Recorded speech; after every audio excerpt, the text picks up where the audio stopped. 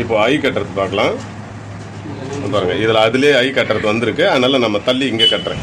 First கீழே குத்தி மேலே வாங்க.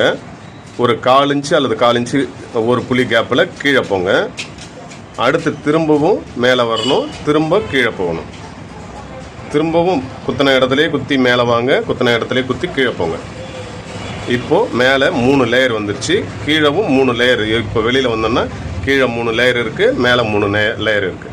பாருங்கள், இங்கே 3 லேயர் இருக்கிற மாதிரியே இதுலேயும் 3 லேயர் இருக்கும்.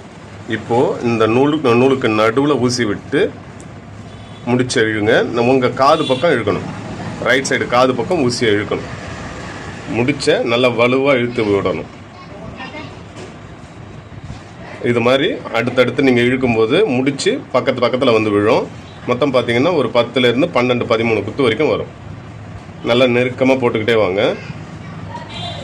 இந்த நூல் பகுதி முழுக்கவே முடிச்சால ஃபில்அப் பண்ணிடணும். பாருங்கள், இப்போ ஃபுல்லாக ஆகிடுச்சா? இந்த இடம் நல்லா இறுக்கமாக டைட்டாக இருக்கணும்.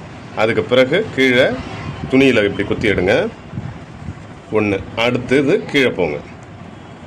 கீழே போயிட்டு மேலே குத்தின மாதிரியே ஒரு தடவை குத்தி எடுக்கணும். இது லாஸ்ட் ஃபைனலு 2 குத்து குத்தணும். அதாவது ஒரு குத்து குத்தி 2 சுற்றுங்க. சுற்றி கையால் தான் மேக்ஸிமம் அறுக்கணும்.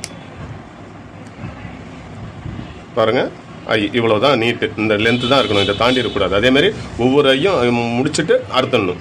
அடுத்து தான் தனித்தனியாக தான் முடிச்சு போட்டு கட்டிட்டு போகணும். சரிங்களா? ஓகே.